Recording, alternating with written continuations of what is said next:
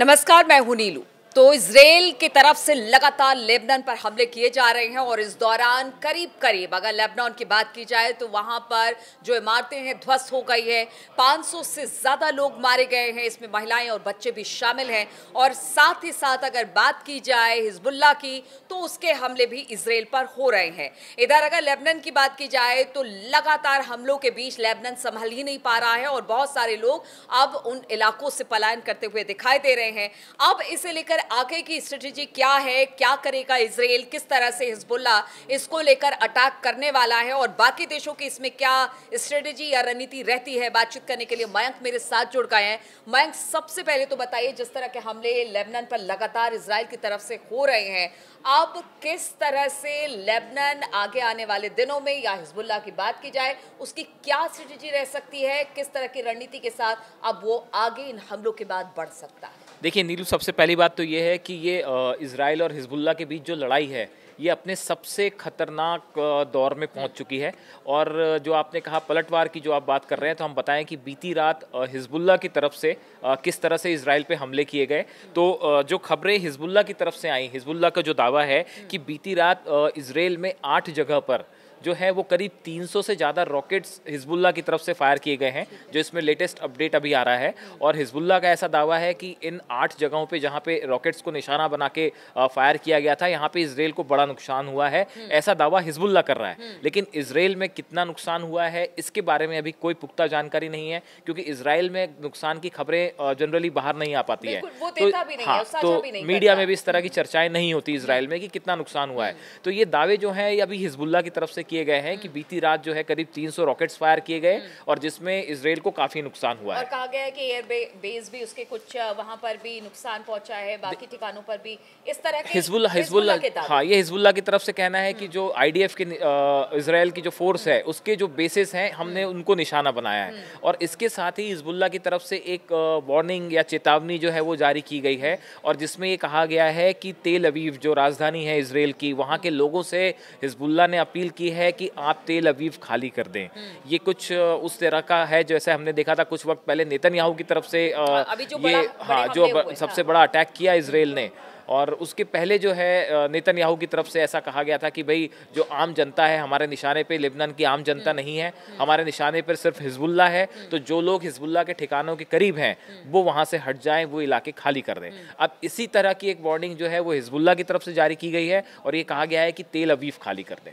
अभी भी कहा जा रहा है, जो जानकार बताते कि हिजबुल्लाह ने अपनी पूरी शक्ति के साथ अटैक नहीं किया है मयंक, और अभी उसके पास ऐसे ऐसे रॉकेट्स हैं और बहुत सारी ऐसी मिसाइलें हैं हाँ। जो कि कहते हैं कि अगर ये दागे तो तेल अवीव तक इसकी मतलब धमक देखने को मिलेगी। देखिए, कुछ एक्सपर्ट्स का ऐसा कहना है कि लेबनान और हिजबुल्लाह की तरफ से, खासकर हिजबुल्लाह की तरफ से जिन हथियारों का जो उनके पास हथियारों का जमावड़ा है, उसमें से अभी कई ऐसी मिसाइल्स हैं जो कि काफ़ी लॉन्ग रेंज मिसाइल हैं जो कि तेल अवीव तक भी जा सकती हैं। इसका इस्तेमाल अभी हिजबुल्लाह की तरफ से नहीं किया गया है, ऐसा कुछ एक्सपर्ट्स का कहना है कि जो सबसे घातक हथियार हिजबुल्लाह के हैं उसका इस्तेमाल अब इस जंग में हो सकता है। 2000 किलोमीटर तक मारक क्षमता वाली। देखिए, अब इस बारे में इसकी रेंज कितनी है इसके बारे में अभी कुछ पुख्ता जानकारी नहीं है। ये जिस रेंज की आप बात कर रही हैं, ऐसी मिसाइल्स ईरान के पास तो निश्चित तौर से हैं, लेकिन हिजबुल्लाह के पास वो है या नहीं रेंज क्षमता सीधा तेल अवीव को बड़ी लॉन्ग रेंज मिसाइल से निशाना बनाने की, ये अभी कुछ कहा नहीं जा सकता।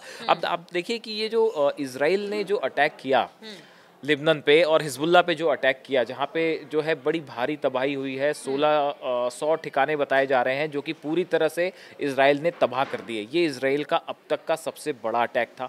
500 से ज़्यादा लोगों की मौत हुई, 2000 लोग घायल हैं। और देखिए आप, इसमें हिजबुल्लाह के टॉप कमांडर हैं इब्राहिम कुबैसी, ये नसरल्लाह के एकदम राइट हैंड माने जाते थे, और जो इनके रॉकेट और मिसाइल जो पूरा ऑपरेशन है इसको कुबैसी लीड कर रहे थे। इनकी हमले में मौत हो गई है। 6 मंजिला इमारत थी जिसके अंदर थे ये।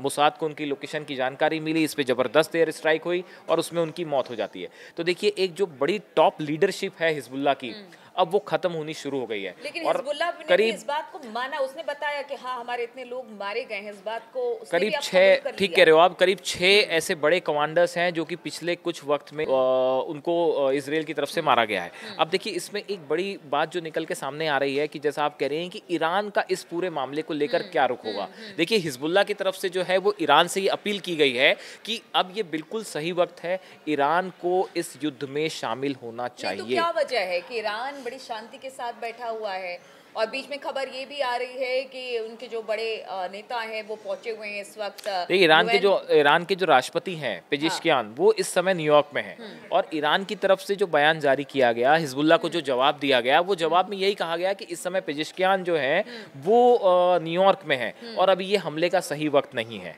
हिजबुल्लाह की तरफ से जो अपील की गई थी, ईरान से एक प्रकार से मदद मांगी गई थी कि अब खुलकर युद्ध होना चाहिए इसराइल के खिलाफ, तो एक बार फिर ईरान ने जो है उनको जवाब देते हुए कहा है कि ये अभी सही वक्त नहीं है। तो अब इस पूरे मामले में ईरान की भूमिका क्या है, ये बड़ा एक सोचने वाली बात है। देखिए ईरान जो है वो काफ़ी समय से ये उम्मीद थी, जैसे कि इनके जो प्रॉक्सीज हैं वो बार बार अपील कर रहे थे, हिजबुल्लाह की जो यूनिट है ईरान में जो है वो भी एक लगातार दबाव बना रही थी ईरान के ऊपर कि सीधा अटैक होना चाहिए, लेकिन वो अटैक अब तक नहीं हुआ है। अब सवाल है कि आखिर ईरान जो है वो इस युद्ध में अब तक डायरेक्ट शामिल क्यों नहीं है।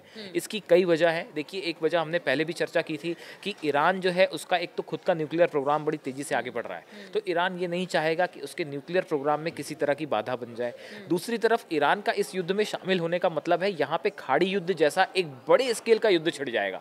देखिए जो बाइडन ने अभी जो उनका लेटेस्ट बयान आया है उसमें इन्होंने ये आशंका जताई है कि अगर यहाँ पे अगर किसी तरह का बड़ा वॉर होता है तो ये एक खाड़ी युद्ध जैसा हुआ था उसी तरह का युद्ध का रूप ले सकता है। हमने देखा कि गजा तबाह हो गया, लेबनान की हालत बड़ी अच्छी नहीं है, लेबनान में भी भारी तबाही हुई है।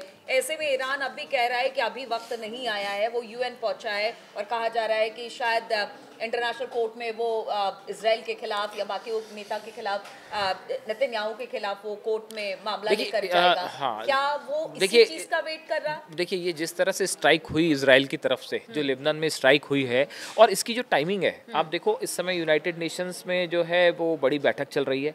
पूरे दुनिया भर के जो राष्ट्र अध्यक्ष हैं, प्रधानमंत्री हैं या राष्ट्रपति हैं, वो इस समय अमेरिका में हैं और यूनाइटेड नेशंस में बड़ी बैठक हो रही है। ऐसे में इस दौरान इजराइल का हमला करना लेबनान पे, है ना, तो ऐसा लगता है मानो कि एक आप पिछले कुछ वक्त से देखें 15 दिन में इजराइल की तरफ से जो भी अटैक हुए ये बिल्कुल प्लान्ड अटैक थे। पहले जो है रेडियोज में और वॉकी टॉकीज में धमाके होते हैं, पेजर में धमाके होते हैं, उसके बाद 24 घंटे के बाद जो है वो इजराइल एयर स्ट्राइक कर देता है। उसके बाद जैसी लेबनान की तरफ से या हिजबुल्लाह की तरफ से कोई पलटवार की संभावना जहाँ पे दिख रही थी, आशंका दिख रही थी, उसके पहले इजराइल ने फिर से अटैक कर दिया।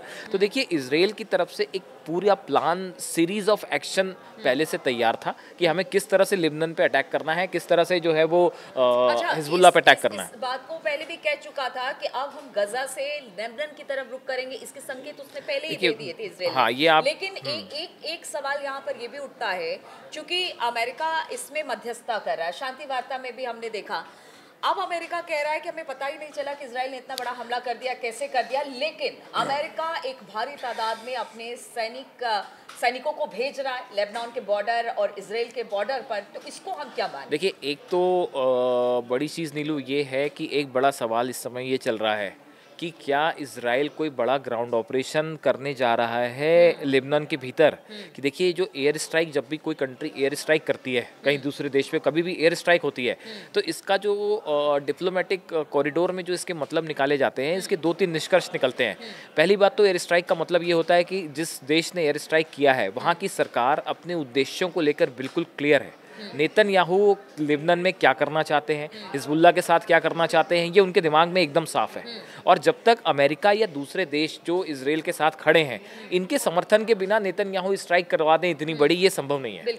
ये भले कहने की बात हो कि हम जो है वो अमेरिका की तरफ से बार बार ये कहा जा रहा है कि भाई शांति चाहिए या जो है बड़े युद्ध की तरफ ये हमले चले जाएंगे।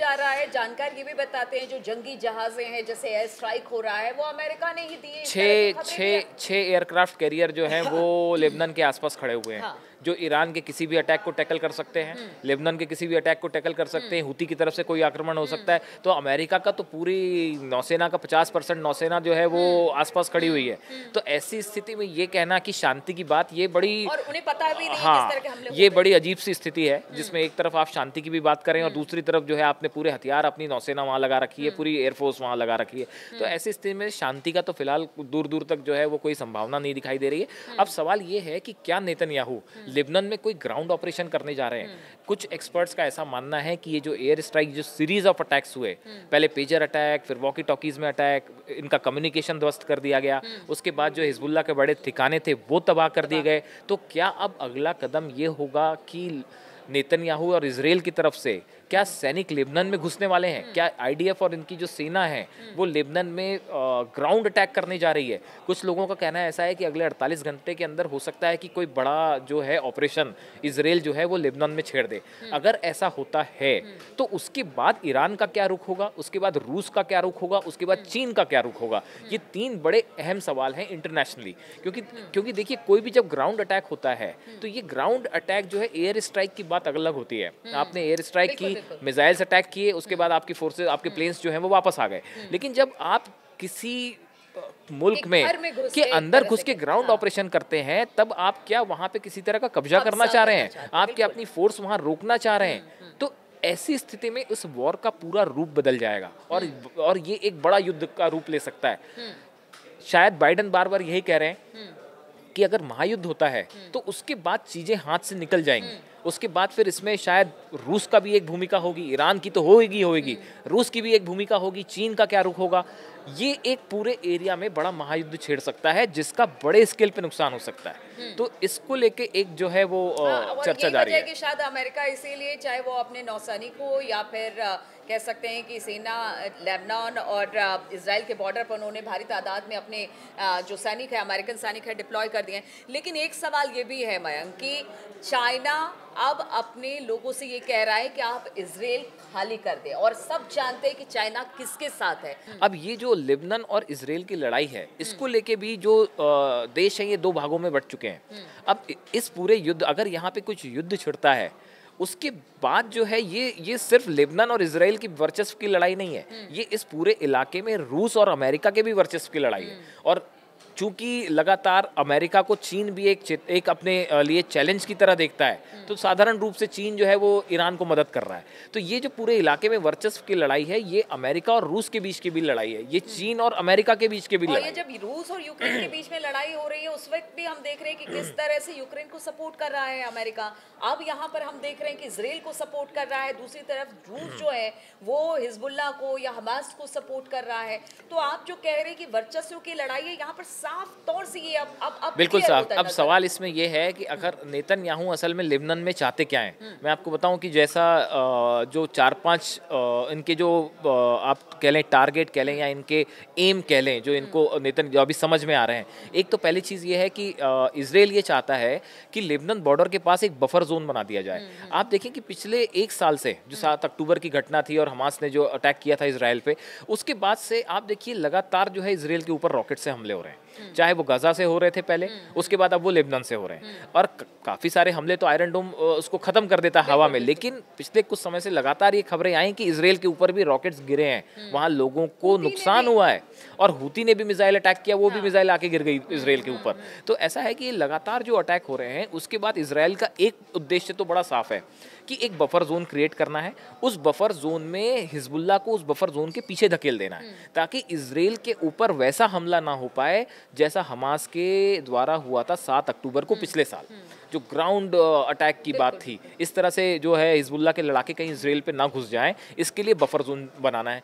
ये एक आईडीएफ का जो है वो पहला, इजराइल का, नेतन्याहू का पहला उद्देश्य है। दूसरा, आप देखिए कि जो हिजबुल्लाह के ठिकाने हैं, जहाँ पे 10 शहरों पे लगातार बमबारी हो रही है, ये बमबारी में बहुत बड़े पैमाने पर जो हिजबुल्लाह के रॉकेट्स थे, हथियार थे, मिसाइल्स थे, उनको निशाना बनाया गया और कहा जा रहा है कि जो उन्होंने अंडरग्राउंड बंकर्स बना रखे थे तबाह किए गए, वो सबके सब तबाह किए गए हैं। 10,000 से ज़्यादा रॉकेट्स ऐसा बताया जा रहा है हिजबुल्लाह के, उसको इजराइल ने निशाना बना के तबाह कर दिया है। तो बहुत बड़े स्तर पे देखिए दूसरा उद्देश्य ये हो गया कि जो इनके हथियार थे इनको आप खत्म कर दीजिए, जो लगातार हमले हो रहे थे इसको खत्म कर देना। अब आप देखिए कि पिछले अगर हम 2 महीने की बात करें तो इनके हिजबुल्लाह के जो टॉप लीडरशिप हैं या कमांडर्स हैं वो बहुत बड़ी संख्या में मारे गए हैं। तो एक जो तीसरा एम है, वो तीसरा एम था ये था कि जो टॉप लीडरशिप है हिजबुल्लाह की उसको खत्म करना है और कमर तोड़ने जैसी बात है। हाँ, तो इनकी जितने भी बड़े लीडर्स थे जो कि नसरल्लाह के करीबी थे उन सबको निशाना बनाया गया,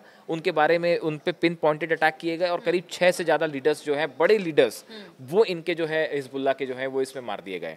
इसके अलावा देखिए एक बड़ा एक साइकोलॉजिकल वॉरफेयर तो इसमें चल ही रहा है। देखिए ईरान नेतन्याहू के सामने सबसे बड़ी चुनौती ये है कि उनको अपने देश की रक्षा करनी है, अपने देश के नागरिकों की रक्षा करनी है। देखिए 7 अक्टूबर को जैसा हमला हुआ या जब रॉकेट्स गिरते हैं इजराइल के ऊपर तो उसको लेके बड़ा भारी विरोध होता है इजराइल में और नेतन्याहू पे अचानक निशाने पे आ जाते हैं कि भाई आप जो है वो दबाव बन जाता है कि आप इसको रिस्पॉन्ड नहीं कर पा रहे हैं। तो अगला उद्देश्य जो है नेतन्याहू का वो ये कि सामने वाले दुश्मन को आप इस तरह से जवाब दे दीजिए कि फिर आपके ऊपर ही हमला ना कर पाए। तो इस स्ट्रैटेजी से देखिए तो आप 5-6 एम जो है उद्देश्य बड़े साफ लगते हैं नेतन्याहू के, जिसको लेके ये मामला आगे बढ़ रहा है। अब सवाल ये है कि इस युद्ध में ईरान क्या करेगा? ईरान क्या प्रॉक्सीज जो हैं उन्हीं के द्वारा ये युद्ध को आगे बढ़ाने की कोशिश करेगा या खुद सीधा शामिल होता है, जिसकी संभावना अभी कम दिख रही है। बिल्कुल, और सब ईरान की बात कर रहे हैं कि ईरान आखिर क्यों चुप बैठा है, ईरान चाहता क्या है, क्यों नहीं हिजबुल्लाह या हमास के साथ ईरान खड़ा साफ तौर से दिखाई देता है। क्योंकि सबकी निगाहें इसी के ऊपर है कि अगर गजा पट्टी तबाह हो चुकी है, इसके बाद अगर लेबनान की बारी आती है तो वो भी आधा से ज़्यादा लेबनान इस वक्त पूरी तरह से, चाहे वो बड़े बड़े इमारतें हो या शहर हो, तबाह होते दिखाई दे रहे हैं। लेकिन इसके बावजूद ईरान चुप है। सवाल यही कि कब ईरान की एंट्री होगी और ईरान की जब एंट्री होगी तो क्या होगा। इस खबर पर लगातार हमारी नजर बनी हुई है, आप बने रहिए हमारे साथ।